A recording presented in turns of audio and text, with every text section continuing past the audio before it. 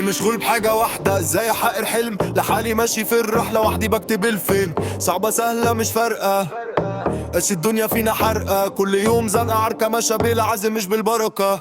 مش بعيدة مشاورنا تقضي، مفيش حاجة صعبة لعيبة لو خفنا. مهما عدى ياسيف والشتا ده مجالنا. اتسألنا مش كفاية كده قلنا لا لا.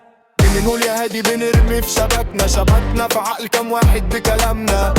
مش مغلوبين على حالنا ولا غيرنا هسر احلامنا. احلامنا مهما تاهت عنا يجي يوم ونحققها.